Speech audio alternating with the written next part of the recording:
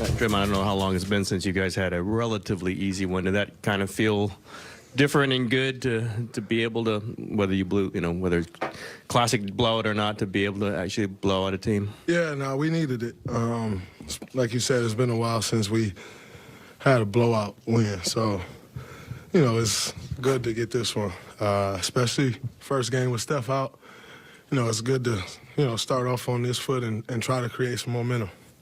Draymond, what did you think of Jordan's facilitating? And I thought that's the best game I've ever seen him play. Played it great. He ended with 4 turnovers. 3 of them was just him understanding what was going on in the game and trying to get clay shots at the end of the game. So to realistically have 1 turnover and, 13 assists or something like that.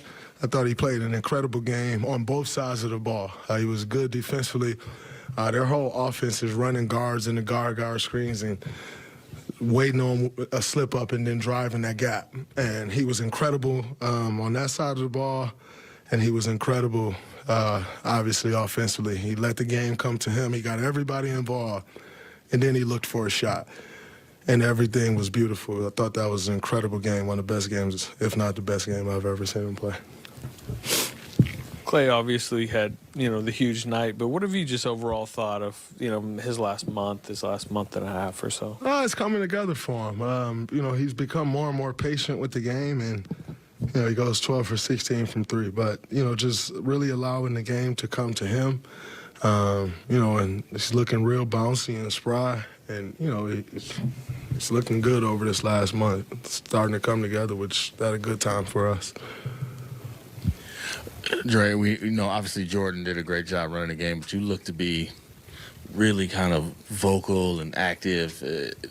What does it happen for you as a leader when Steph is out and you got to kind of play quarterback, I guess? It's just much greater responsibility when Steph's out. You kind of got to, I have to, pretty much just try to keep a pulse of the entire game, whereas with Steph, you don't have to be so on, if that makes sense. Like you can just kind of let the game take its path, and at times you may need to settle the game down.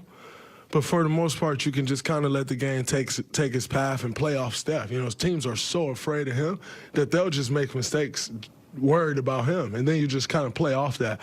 When he's not out there, you have to get everybody into more sets. Make sure we stay, calm and organized. Steve always called it organized chaos when Steph's out there. You don't have that when he's not out there, and so have to make sure we stay organized and get to the things that we want to get to. It's hard to have those laws that we can have sometimes when Steph is here because he can just bail you out, and when he's not, it's much tougher to do that. So just really trying to stay up on the game and make sure we don't have any laws and understand the importance of each and every possession, because you're trying to make up 50 points between what he creates with his scoring, maybe 60 points. The mistakes, the baskets that you get off mistakes people makes when he's out there, and then obviously his passing. So no one guy is going to make that up. And so you have to do it collectively. And for me, it's understanding that, got to make sure everyone understands the importance of each possession.